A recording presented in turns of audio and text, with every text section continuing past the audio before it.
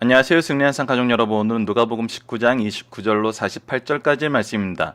누가복음의 66번째 강좌로 예루살렘 입성과 성전 청소라는 제목의 말씀입니다.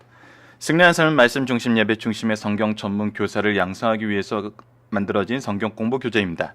승리한산이 2017년 4월 누가복음 20장에서 24장까지의 말씀을 저희들이 묵상하고 있습니다. 승리한산은 반응이신 박유일 목사님의 구속사로 조망한 성경 연속 강의 집을 통해서 편집이 되어 있습니다.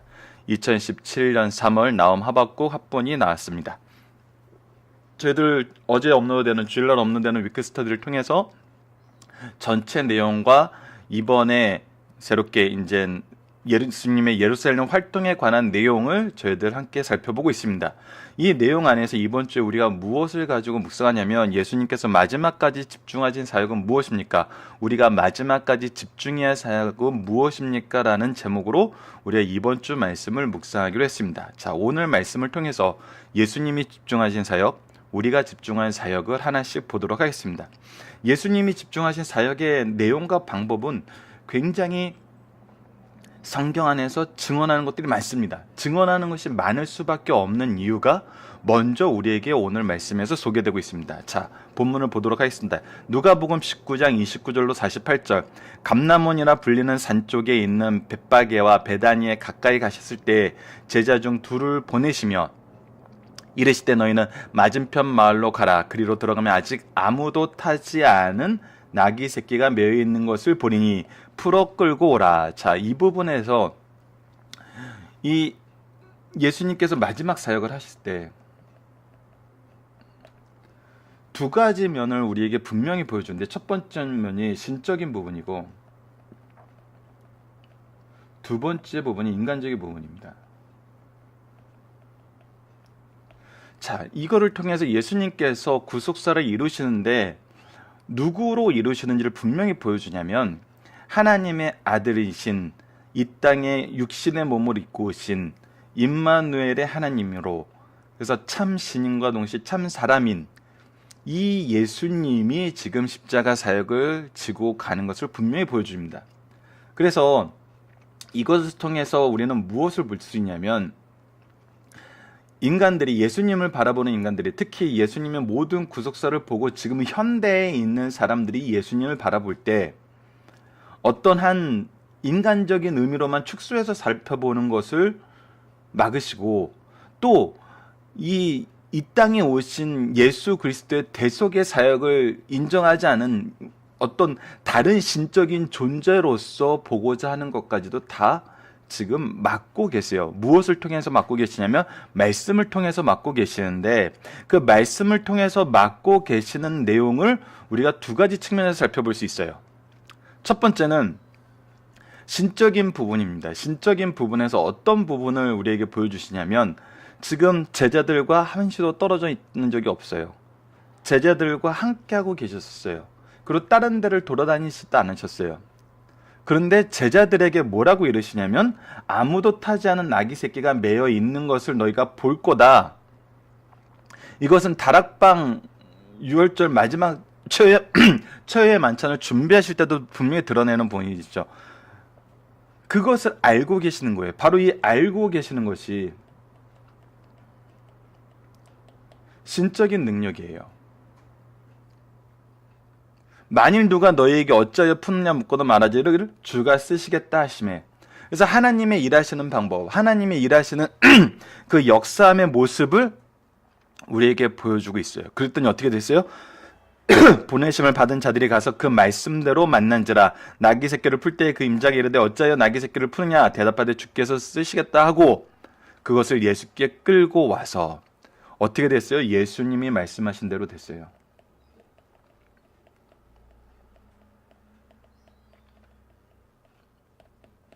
자, 예수님이 말씀하신 대로 됐는데, 자, 이것이 어떤 의미가 있냐는 거예요. 예수님이 왜 이 일을 행하셨냐는 거예요. 그래서 예수님이 하나님의 아들로서 육체의 몸을 입고 이 땅에 오신 분임을 이 나귀를 준비하는 과정에서 보여주셨는데, 단순히 우리가 이것만 가지고 예수님의 사역을 온전하게 얘기할 수는 없어요. 이 안에 있는 이 일의 목적이 무엇이었는지 알아야 돼요. 예수님이 왜 이 일을 하셨냐는 거예요. 자, 말씀을 보면서 계속 같이 한번 확인해 봅시다. 자기들의 겉옷을 나귀 새끼 위에 걸쳐놓고 예수를 태우니 가실 때에 그들이 자기 겉옷을 그에 펴더라. 그래서 제자들이 자기의 겉옷을 그에 펴면서 예수님이 예루살렘에 입성하게 하세요. 이미 갈람산 내리막길에 가까이 오심에 제자의 온 무리가, 예수님을 따르던 그 제자들의 온 무리가 자기들이 본 바 모든 능한 일로 인하여, 그들이 이미 받은 증거들로 인하여, 예수님에 대해서 어떤 군중적인 심리나 어떤 동원된 내용이나 어떤 그 상황적인 증거들을 통해서, 상황적인 분위기를 통해서 그들이 예수님을 맞아들인 것이 아니라 자기들이 직접 보고 경험한 그 내용을 통해서 예수님을 맞이하고 있다는 거예요. 그리고 그렇기 때문에 뭐라고 찬송하냐면 예수님 만세, 예수님 어서 오세요 라고 하는 게 아니라 큰 소리로 하나님을 찬양하여 이르되 찬송하리이다 주의 이름으로 오시는 왕이여, 하늘에는 평하여 가장 높은 곳에는 영광이로다. 무엇이죠? 바로 예수님을 향한 하나님의 언약의 성취를 우리에게 얘기해 주고 있는 것입니다. 자, 이거를 통해서 우리는 무엇을 볼 수 있습니까? 예수님께서 나귀를 타고 올라가시기 위해서 제자들에게 이것을 명령하신 이유는 뭐였죠? 바로 하나님의 말씀을 성취하기 위한 것이었거든요. 즉 예수님은 마지막까지 누구의 일을 하신 거예요? 하나님의 일을 하신 거예요. 하나님의 계획을 이루시는 일을 한 거예요. 그러니까 예수님은 단순히 신적 능력이 있었다는 것에서 끝나면은 우리로 하여금 많은 어려움을 겪게 만드는 경우를 만들어요. 어떤 경우냐면 우리에게 특별하게 주신 은사, 달란트, 능력을 우리가 우리를 위해서 쓰게 되는 경우가 많다고요. 근데 예수님이 보여주신 이 모습에서는 뭐냐면 바로 예수님께서 끝까지 무엇에 집중하셨냐면 바로 하나님의 말씀을 성취하는데, 즉 하나님의 일을 하는데, 하나님의 일을 하는 목적이 뭐였어요? 바로 하늘에는 평하여 가장 높은 곳에 영광이 이르게 하는 것. 이것이 바로 뭐였어요? 구속사였어요. 우리는 잘 알고 있죠. 우리는 잘 알고 있어요. 우리는 은혜의 시대에 살고 있기 때문에, 성경이 완성되어 있기 때문에 우리는 이걸 잘 알고 있어요. 하지만 모르는 사람이 있어요. 자, 그리고 현대 우리 사회에도 모르는 사람이 있어요. 이 모르는 사람을 향하여 예수님이 무엇을 하시나 보는 것이 예수님의 방법으로 우리가 이 구속사를 전하는 방법이 되는 거예요. 잠깐 우리 말씀을 중단하고 여기서 각자 한번 묵상을 해봅시다. 우리는 이 구속사를 모르는 자들에게, 진정한 하나님의 평화와 하나님의 은혜를 모르는 자들에게, 하나님의 방법을 모르는 자들에게, 더 구체적으로 얘기하면 하나님의 말씀을 몰라서 이 구속의 은혜를 누리지 못하는 사람들에게 어떻게 이것을 전하고 있냐는 거예요. 어떻게 전하고 있는가? 아니, 전하고는 있는가?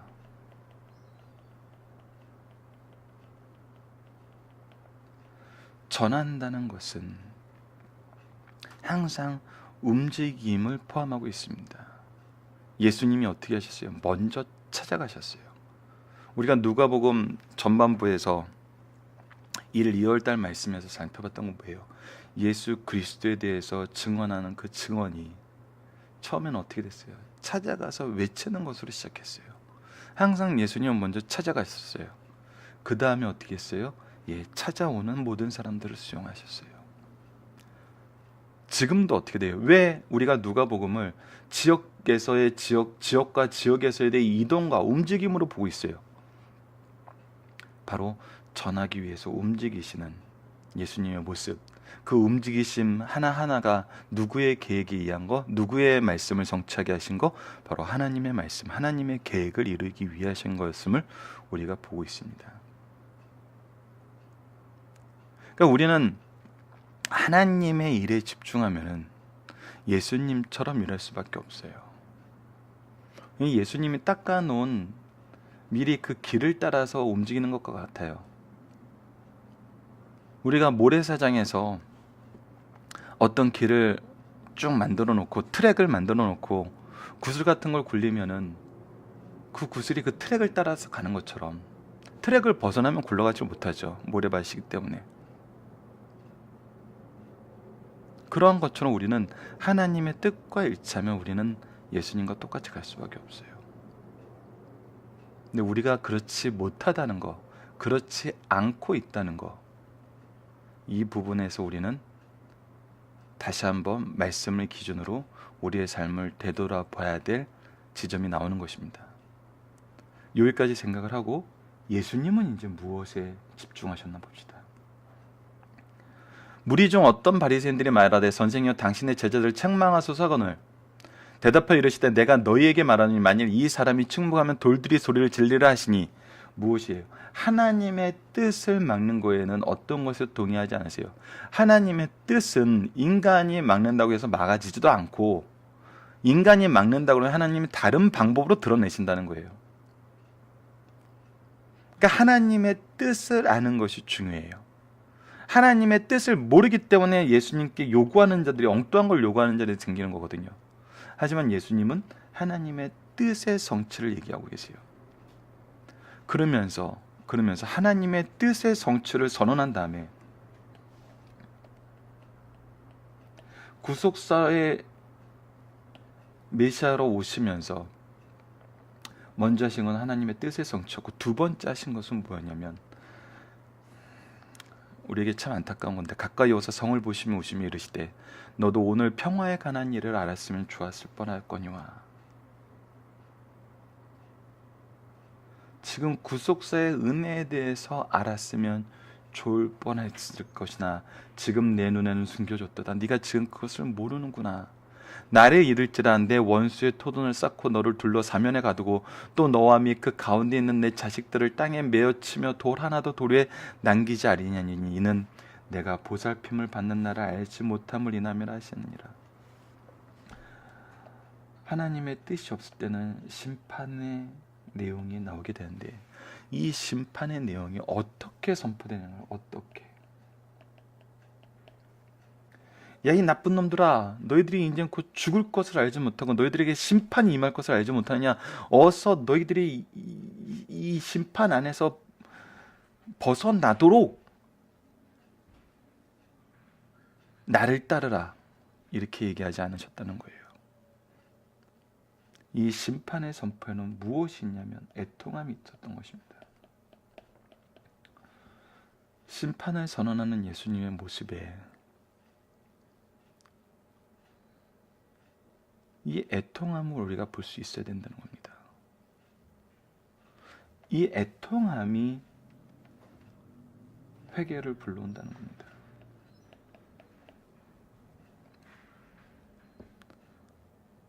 더군다나 이들은 어떤 사람이었어요? 하나님 말씀을 아는 사람이었어요. 말씀의 전문가들이었어요. 바리새인들 말씀의 전문가들이에요. 근데 어떻게 된 거예요? 잘못 해석하고 있는 거예요. 이 잘못 해석하고 자기 기준으로 해석해서 받아들이지 못하는 자들을 향해서도 애통하였거늘.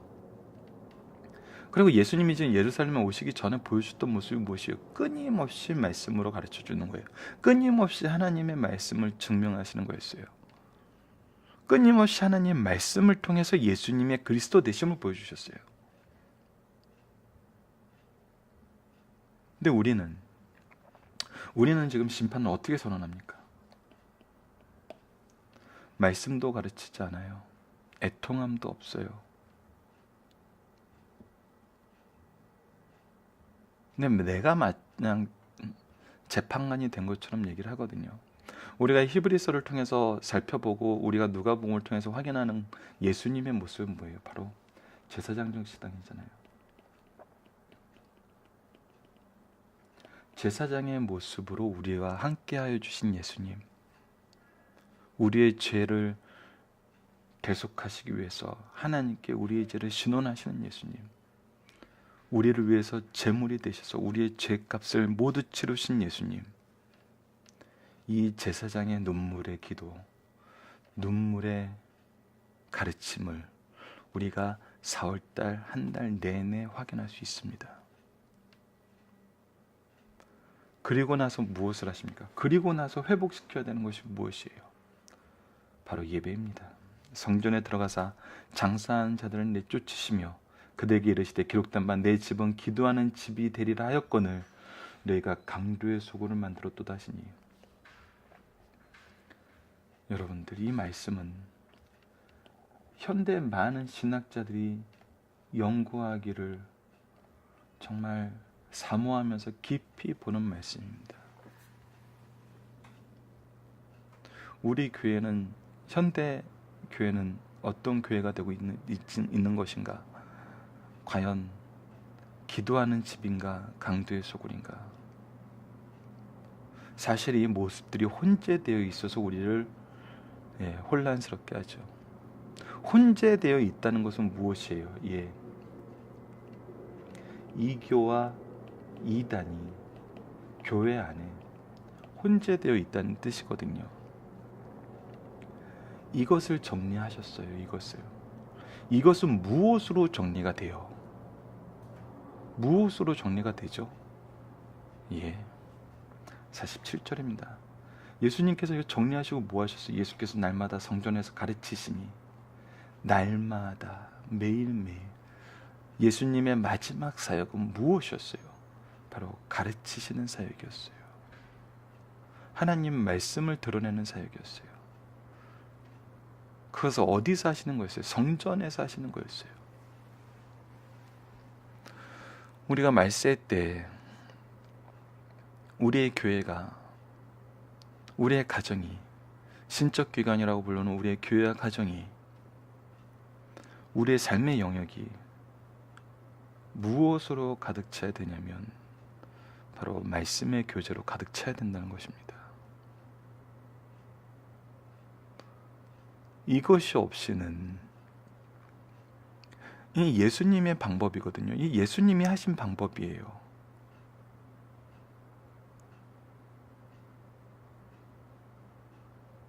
말세 때 우리에게 가장 효과적인 방법을 예수님께서는 가르쳐주고 계세요.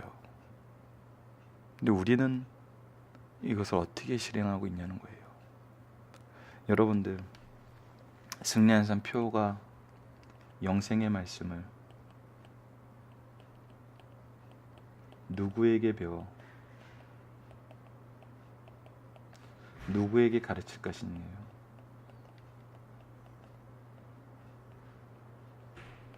이거는 항상 진행형이에요. 누군가에겐 배워야 되고 누군가에겐 가르쳐야 돼요. 이것이 항상 우리 삶에 있어야 돼요. 예수님의 삶의 모습은 바로 이런 모습이었어요.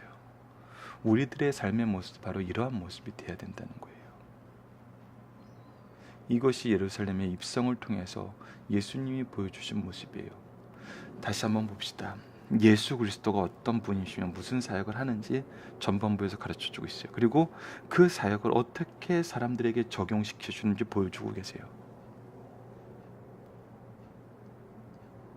자, 우리가 가르쳐야 될 부분은 바로 예수님이 하나님의 말씀을 어떻게 성취하시고 그분이 왜 우리의 주 예수 그리스도가 되는지를 가르쳐주는 거예요. 그것을 아는 거예요. 그러니까 아는 것을 어떻게 하는 거예요? 바르게 가르치는 거예요. 어디를 중심으로? 신적 기관인 교회와 가정을 중심으로. 신약의 확대된 교회의 의미, 바로 내가 가는 곳이 하나님의 임재의 증거가 이루어지는 그곳으로 우리 한 사람 한 사람이 그리스도의 거룩한 성전이 되는 그 모습으로 확대되는 우리 신약의 은혜의 역사를 우리가 소유하는 것이죠. 우리가 먼저 누리는 것이거든요. 나와 함께 있는 모든 사람들이 이 말씀의 은혜 속에 있는 것, 내가 말씀의 통로가 되는 것, 이것이 바로 우리 승리하는 삶 가족들이 이 시대를 살면서 가져야 되는 모습인 것입니다. 이것이 성경이 가르쳐주는 모습인 것입니다. 자, 본문 묵상을 하나씩 보도록 하겠습니다. 예수님은 제자들이 어떠한 나귀를 가져오라고 말씀하시나요? 이것은 무엇을 이루기 위함인가요? 아까 소개해드리지 못한 게 우리 그 본문의 중심 사상에서 이미 레퍼런스 말씀이 있습니다. 스가랴서 9장 9절입니다. 바로 말씀을 이루기 위하셨던 거예요. 그 스가랴서 9장 9절을 읽어드릴게요. 시온에 따라 크게 기뻐할지로다. 예루살렘 따라 즐거이 부를지어다. 보라, 내 왕이 내게 임하시니 그는 공의로우시며 구원을 베푸시며 겸손하여서 나귀를 타시나니 나귀의 작은 것 곧 새끼 나귀니라. 바로 이 말씀을 이루기 위하셔서 예수님께서는 신적인 능력을 사용하셨다는 거예요. 이 말씀을 이루기 위하셨다는 것은 무엇이에요? 하나님의 뜻을 이루기 위하셨다는 거예요. 하나님의 뜻대로 행하셨다는 거예요.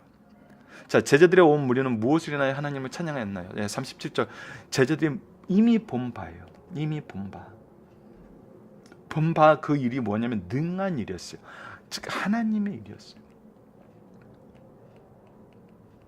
하나님의 언약의 성취였어요. 하나님의 일. 그들이 본 건 하나님의 역사였어요. 그렇기 때문에 그들은 하나님을 찬양한 것입니다. 예수님은 예루살렘에 무엇이 그들의 눈에 숨겨졌다고 얘기했나요? 예. 그들이 망하는 거, 심판받는 거, 그 이유가 바로 예수 그리스도를 향한, 예수 그리스도를 통한 구원을 알지 못하는 거였다는 거예요. 예루살렘의 멸망의 원인은 무엇입니까? 예, 보살핌을 받는 나를 알지 못하는 거예요. 예수 그리스도를 통한 구원의 소식을 알지 못하는 거예요. 우리가 여러분들 마태복음에서도 확인했었고, 이 말세 때, 예루살렘의 성전의 멸망의 때 예수님께서 제자들에게 보내신 그 메시지를 통해서 실제로 역사가들의 기록에 의하면은 그 당시 많은 기독교인들이 이미 환란을 피해서 다른 곳에 피신해 있었을 때 이 멸망이 임함으로 그리스도인들은 이 예루살렘의 멸망의 환란에서 벗어날 수 있었다는 기록들을 우리가 나눴던 적이 있습니다. 자, 예수님의 성전은 어떤 곳이 되는 것을 용납하지 않으셨고 어떠한 곳이 되게 하셨나요? 바로 강도의 소굴이 되는 것을 용납하지 않으셨고, 말씀이 선포되고 하나님의 말씀을 통한 교제가 이루어지는 곳, 말씀이 계승되는 곳으로 만드셨다는 것입니다. 중심 사상을 보도록 하겠습니다. 예수님께서 십자가를 지시기 위해 예루살렘에 입성하시는 장면은 사복음서에 다 기록되어 있다. 본문은 예수님께서 목요일 밤에 체포되어 금요일 처형되었는데 그 주간 일요일에 일어난 사건이다. 시기적으로 유월절이 가까워 많은 인파가 예루살렘에 몰리는 때였다. 율법에 의하면 예루살렘 주변 약 30km 지점에 살고 있는 모든 남자는 의무적으로 유월절 제사에 참석하였다. 유월절은 흩어진 세계 각처 유대인들도 모이는 민족적 대절기이며 축제일이에요. 여러분들 유월절에 대해서 우리가 얘기했던 것 중에 재밌는 게 뭐냐면 출애굽기 13장 14절로 16절이에요. 우리가 왜 우리 주일날 매번 예배드려요라는 그 대답에 줄 수 있는 말씀으로 아이들에게 유월절을 왜 계속 우리가 지켜야 돼요 했을 때 후일에 내 아들이 내게 묻기를 이것이 어찌 됨이냐 하거든 너는 그에게 이르기를 여호와께서 그 손의 권능으로 우리를 애굽에서 종되었던 집으로 인도하여 내실 때 하면서 하나님의 구원의 소식을, 구원의 의미를, 구원의 역사를 깨닫게 하는 거였어요. 그러면서 무엇을 소망하게 하는 거였어요? 바로 예수님의 구속사역을 소망하게 하는 거였어요. 바로 그것을 지금 기념하는 그때에 예수님께서 올라오셨어요. 바로 무엇을 이루시기에? 이때 선포되었던 구원을 이루시고 이렇게 소망하게 했던 구원을 이루시기 위해서 바로 하나님의 구원의 역사였던 것입니다. 역사가들의 조사에 의하면 예수님 제시 인파가 250만 내였고 바쳐진 제물이 26만 마리 정도였다고 한다. 이러한 때에 예수님 우리 죄를 위하여 십자가에 처형받으시기 위하여 처형장이 될 예루살렘을 향하여 오신다는 거예요. 우리는 이미 예수님이 여리고까지 오시는 과정을 상고하였다. 여러분들 재밌는 거 계산 한번 해볼까요? 이거는 한 얘인데 26만 말이에요.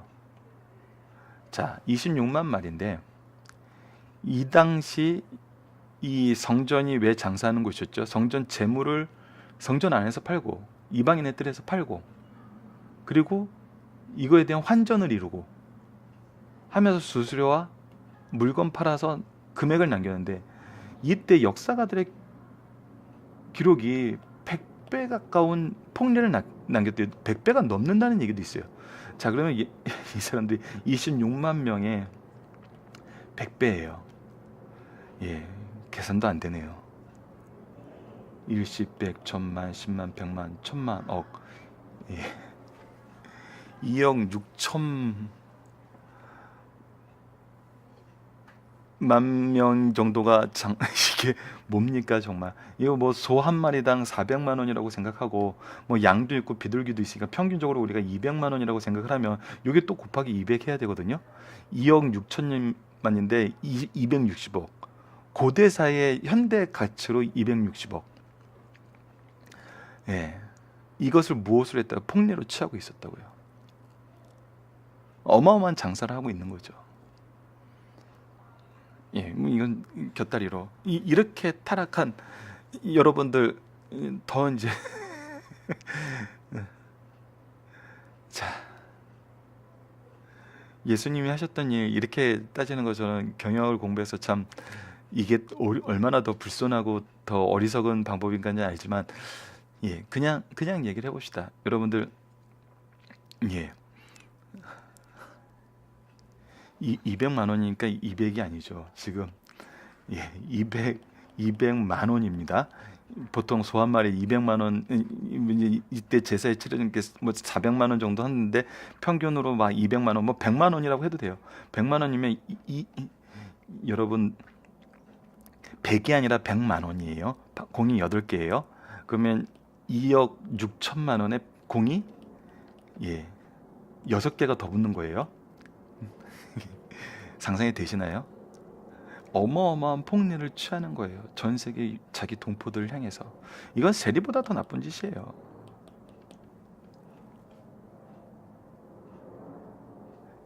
당장 예배를 위해서 2억 6천 포기해야 하는 것도 솔직히 현대 교회에서 쉽지 않은 일인데, 예, 뭡니까 이게 지금? 공이 몇 개가 되는 거예요? 숫자가 세워지지도 않아요. 2,600, 2조 6천, 2조 6천이 넘어요. 26조 원.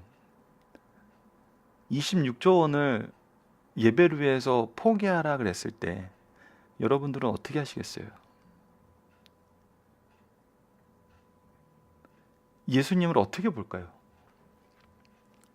근데 이것은 정말 어리석은 거라는 거예요. 정말 어리석은 거.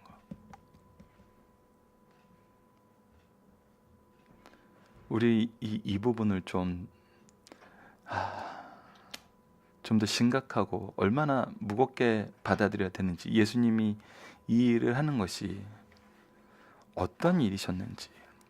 근데 여러분들, 이것이 무엇으로 연결됐어요? 예, 말씀의 회복과 성전의 회복과 성전으로 예배하러 온 자들의 마음의 평온까지 이루어졌어요. 이것은 무슨 돈이었어요? 착취하는 돈이었어요. 강도짓이었어요. 교회에서 강도짓이 사라지는 거예요. 오히려 오는 자들이, 가진 것 없이 오는 자들이, 무거운 짐을 지고 오는 자들이, 이 예배 이후에 슬픔과 고난의 길을 가는 자들이 그 짐을 벗고 진정 하나님의 말씀에 집중하여 하나님과 함께하는 성전의 삶이 회복되는 거예요. 여러분들, 이 현대 사회적인 의미일 수도 있지만, 예, 교회는 이 돈 문제에서, 돈 문제를 우리의 교회의 뜰 안에서 몰아내야 됩니다.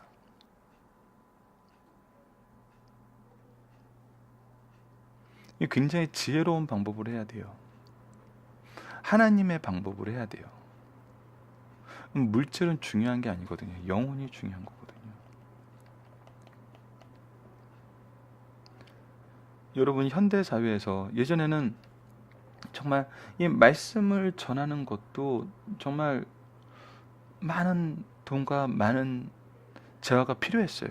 실질적으로. 근데 요즘은 아니에요. 여러분들, 이 사회가, 이 현대 이 미디어 사회가 말씀을 배우고 가르치기에는 더욱더 돈이 필요 없는 사회로 나아가고 있어요. 너무나 좋아요. 스마트폰만 있으면 항상 말씀, 목사님 설교 말씀 들을 수 있고, 이렇게 동영상 강좌들도 들을 수 있고, 성경은 저는 자기 성경 가지고 자기 손때 묻히면서 보는 것이 좋다고 여전히 주장하고 있지만, 언제 어디서나 스마트폰으로 성경 사이트 접속해서 볼 수 있는데 온갖 버전으로 다 볼 수 있어요. 중고등학생만 돼도 자기가 원하는 더 깊이 있는 성경 연구를 할 수 있는 그런 환경에 놓여 있어요. 얼마나 은혜로운 시대입니까? 이런 식으로 우리가 과거의 비용적인 부분을 하나씩 줄여나가면, 옛날에는 여러분 홈페이지 만들려면은 한 달에 60만 원, 많게는 100만 원 가까이 들어가야 됐어요. 교회 목사님 설교 올리려면. 지금은 아니에요. 돈 한 푼도 안 들어요. 블로그 하나 만들어 놓고 이메일 하나 만들어서 유튜브에 업로드하면은 전 세계 사람들하고 공유할 수 있어요. 말씀을. 단 한 푼도 안 듭니다. 그러니까 하나님은 이 물질 면에서 우리가 더 자유로워질 수 있는 환경을 더 많이 주시는데, 이 물질 부분에 우리가 더 목말라 하는 이상한 상황으로 가고 있어요. 이것은 어떤 거죠? 하나님이 우리에게 주시는 은혜의 방향이, 우리가 그 트랙으로 가는 것이 아니라 우리가 만든 우리가 다른 트랙을 만들고 있는 것 같아요. 자, 이거는 여담이었는데 좀 길어졌네요. 자, 중심사사 계속 보도록 하겠습니다. 예수께서 예루살렘에 입성하실 때 유월절 예배자들이 열광적인 환영을 받으셨다. 하지만 그들이 환영하는 이유는 예수를 정치적 메시아로 보았기 때문이다. 그들은 이제 하나님께서 그들을 긍휼히 여기사 기나긴 세월 동안 이방인의 학정에서 벗어나게 하셔서 예루살렘에 다윗의 왕권을 세워 세계를 지배하는 나라가 되게 하시리라고 믿었다. 또 죽은 지 나흘이나 된 나사로를 살리실 때 함께한 자들이 이를 무리에게 증거하자 백성들은 틀림없다는 듯이 더욱 환호하였다. 군중들은 더 열광적으로 찬송하려다 주의 이름으로 오시는 왕이여, 하늘에는 평화여, 가장 높은 곳에 영광이로다고 외치며 따라왔어요. 바리새인은 어찌하여 이런 말이 예수에게 적용될 수 있는가라고 이런 찬송을 하는 제자들을 책망하라고 주님께 요청했어요. 주님은 내가 너희에게 말하노니 만일 이 사람들이 침묵하면 돌들이 소리 지르리라 하시니라고 말씀하셨어요. 이것은 무엇이에요? 이것이 하나님의 뜻이에요. 하나님의 말씀이에요. 여러분들, 이 말씀과 우리가 동일하게 봐야 되는 것들, 이 유대인들이 지금 들어올 때 그들이 본 일로 인해서 예수님을 찬양하고 하나님을 찬양했지만, 그들이 찬양하는 목적은 뭐였어요? 예수님 목적과는 달랐어요. 예수님과 공유한 사건은 똑같은데 목적이 달랐어요. 하지만 그 입술에서 선포하는 그 선포의 말씀은 뭐였어요? 하나님의 말씀으로 하나님의 뜻이었어요. 이 굉장히 우리가 자세히 봐야 되는 하나님의 역사십니다. 여러분들, 요한복음 11장 50절을 보세요. 대제사장이 예수님을 어떻게든 암살하려고 하는 이 사람들이 암살할 명분을 찾지 못하자 뭐라고 얘기해요? 한 사람이 죽어 우리 민족을 살리는 것이 의로운 일 아니겠느냐? 죄가 없지만 이 사람을 죽여서 우리 민족을 살릴 수 있으면 죽여야지. 그것이 우리에게 명분이지. 했더니 그들이 동의를 해요. 이들은 예수님을 죽이고자 하는, 죄 없는 예수님을 죽이고자 하는 명분을 만들었던 거지만, 요한 사도는 이 말을 무엇이라고 얘기해요? 그가 그 해의 대제사장인 고로 예수 그리스도의 구속 사역을 선포하는 일에 사용받았다고 얘기를 하고 있어요. 이것이 바로 하나님의 역사심이거든요. 하나님의 주관하심이에요. 때로는 누구의 입술을 통해서도 하나님께서 하나님의 일을 선포하세요. 예수님을 죽이려고 했던 그 입술을 통해서도 하나님의 뜻을 선포하신다는 거예요. 반대하는 자들을 통해서도 선포하신다는 거예요. 죄인들을 통해서도 선포하신다는 거예요. 그러니 하나님의 뜻은 어떻게 된다는 거예요? 항상 이루어진다는 거예요. 항상 이루어지는 하나님의 뜻, 이것을 우리가 성경을 통해서 바라볼 때 이 세상에 가득 차 있음을 보게 된다는 것입니다. 여리고에서 예루살렘으로 들어가는 길은 감난산 기슭 남쪽에서 서쪽으로 돌아가게 되어 있다. 그 모퉁이에 커다란 바위가 있는데 그 바위를 돌면 골짜기 건너편 대지 위에 예루살렘 거리가 한꺼번에 여행자 시에 들어오건다. 이때 예수께서 예루살렘 성전과 시가를 보시고 발길을 멈추시고 그것을 멸망을 바라보시고 우시고 탄식하셨다. 이게 여러분들 예루살렘 현장을 방문하면은 이 부분이 보여요. 여리고 쪽에서 이렇게 올라가면은 언덕 위에 이제 예루살렘이 딱 보이는 그 코너가 딱 보여요. 그래서 이 산 위에 한쪽은 예루살렘, 한쪽은 어디죠? 감난산 해가지고 그것이 이제 보이는 그 사이길로 도로가 나 있어요. 그래서 그때 이렇게 딱 보게 됩니다. 근데 이때 예루살렘에서 예수님은 무엇을 하셨냐면 예수께서 예루살렘 성전과 시가를 보시고 발길을 멈추시고 그것들의 멸망을 바라보시고 우시며 탄식하셨다는 거예요.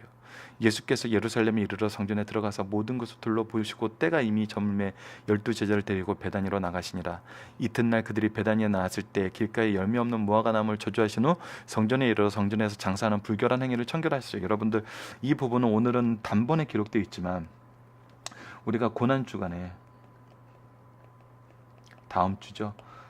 다음 주에 이 마가복음과 사복음서를 중심으로 요일별로 무슨 일을 하셨는지를 정리해 둔 것을 매일매일 하나씩 저희들이 밴드를 통해서 공유를 하도록 하겠습니다. 그래서 여러분들이 고난주간 일주일을 보내실 때 이 예수님의 고난의 내용에 동참하시는 자세로 저희들이 주일날부터 업로드해야 되겠죠. 주일부터 종료주일부터 업로드해서 고난주간 함께 보내는 시간을 갖도록 하겠습니다. 그때 여러분들이 이 부분에 대해서 더 분명한 이해와 또 도움이 될 거라고 생각합니다. 자, 중심상 내용을 하나씩 보도록 하겠습니다. 예수께서 나귀를 타고 예루살렘에 입성하심으로 공생의 최후의 주간 죄송합니다. 곧 순환 주간이 시작된다. 주님은 아직 아무도 타보지 않은 나귀 새끼에 매여 있는 것이 어디 있는 줄 아시고 그것을 가져오게 하신 후 그 나귀를 타고 입성하시다. 바로 이게 예수님의 신적인 능력을 보여주시는 거예요. 예수님의 예루살렘 입성은 그가 고난을 자원하신 것이요 호산나 찬송을 받으신과 그가 왕이심을 신 확증하신 거예요. 그래서 아까 설명하지 못한 부분이 바로 이 부분이거든요. 이 부분은 여러분들 분명히 기억해 두셔야 돼요. 예수님이 나귀를 타고 오신다는 것은 무엇 하신 거예요? 바로 그가 왕으로서 이 땅에 오신 것을 확증하신 거예요. 시인하신 거예요. 그러나 그것이 군마가 아닌 나귀를 타고 오심으로 정치적 메시아가 아닌 죄와 사망의 세력에서 해방시킬 영적인 왕이심을 가르쳐 주신 거예요. 이것을 어떻게 가르쳐 줬어요? 구약의 말씀, 스가랴 9장 9절의 말씀의 성취를 통해서 이것이 원래 하나님의 뜻이었다는 걸 보여주는 거예요.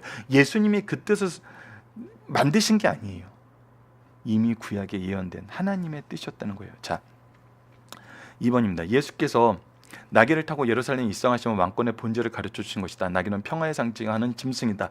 예수님께서 우리로 하여금 하나님과 평화를 누리고 이웃과 평화를 누리게 하시기 위해서 나귀를 타시고 예루살렘의 주구로 가신다는 거예요. 나귀는 겸손에 상징하는 짐승이에요. 스가랴 9장 5절 아까 저희들이 잠깐 읽어드렸던 부분입니다.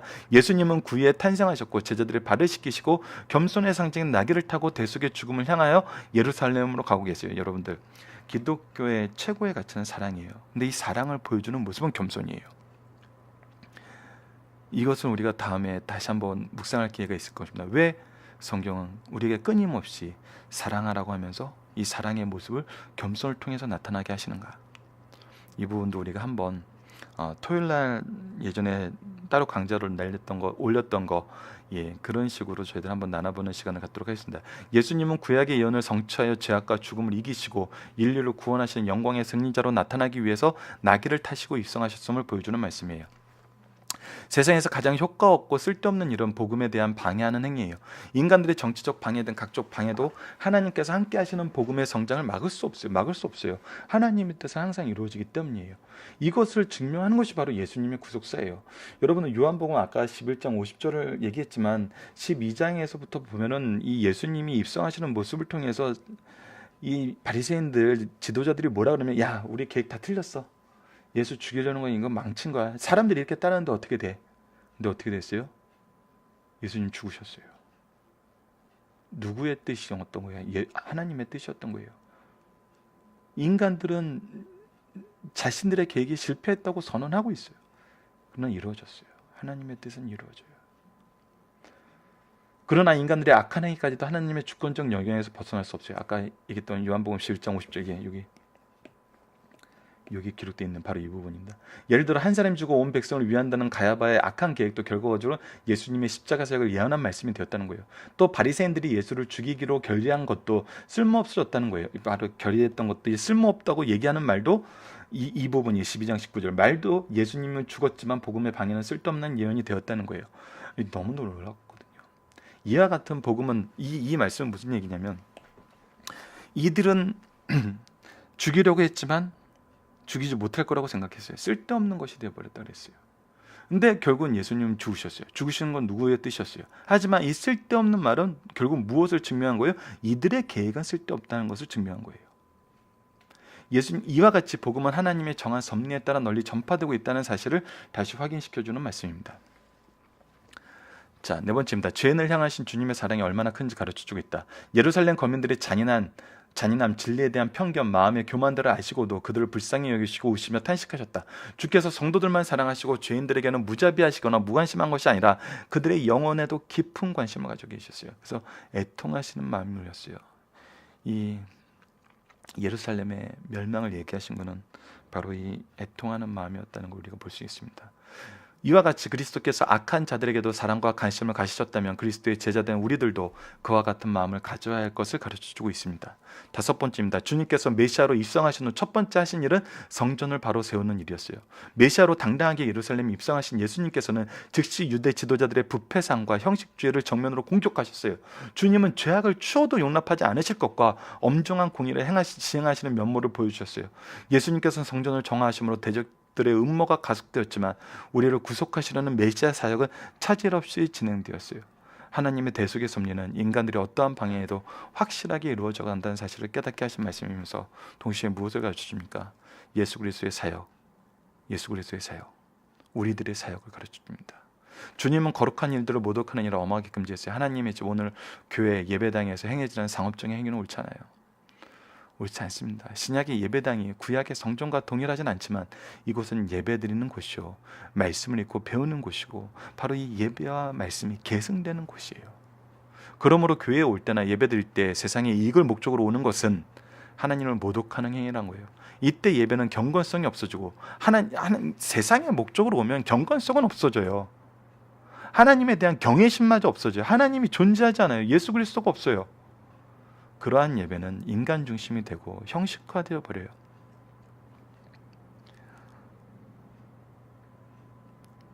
여러분들, 현대 평신도들이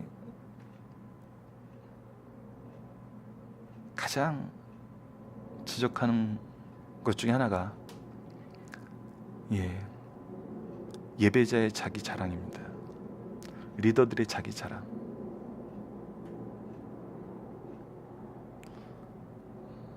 이것이 한때는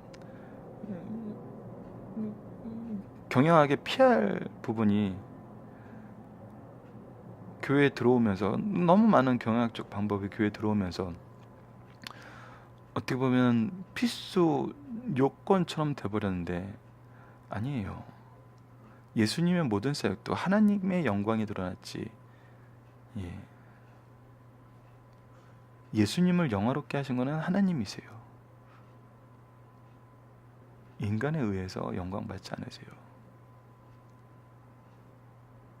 우리는 말씀을 전하는 자로서 항상 주의해야 될 부분이 바로 이 부분인 것 같습니다. 우리를 자랑하는 거, 우리를 높이려 하는 거. 그래서 우리가 아까도 얘기했던 기독교의 핵심 가치는 사랑이고 그 사랑을 보여주는 모습은 겸손이다. 이 부분을 우리가 말씀을 통해서 한번 확인하는 시간을 갖도록 하겠습니다. 자, 살펴보기 정답 여러분들 카페를 통해서 확인해 주시고요. 예, 카페에는 오늘 업로드 되겠네요. 예, 적용합니다. 예루살렘에 입성하시는 예수님의 마음과 사역은 무엇을 보여줍니까? 예, 하나님의 뜻을 이루는 게 먼저 드러났죠. 예수님의 사역은 하나님의 뜻을 이루는 거. 그리고 무엇이 나타났습니까? 바로 이 하나님의 말씀을 계승하는 거. 하나님의 뜻이 이루어지는 거. 주기도문에서처럼 아버지의 뜻이 하늘에서 같이 땅에서도 이루어지다. 땅에서 이루어지는데 누구를 사용해달라? 바로 나를 사용해달라. 예수님을 통하여 우리는 인생 마지막 때까지 지켜야 되는 삶의 자세한 목표가 무엇임을 깨닫게 됩니까? 예, 성전에서 가르치는 그 모습, 하나님의 뜻을 전하는 그 모습, 우리를 타락해 하는 가장 핵심적인 가치는 깨끗하게 제어버리시는 그 모습. 그래서 모든 사람들에게 이 말씀의 평화를 주시는 그 모습. 우리가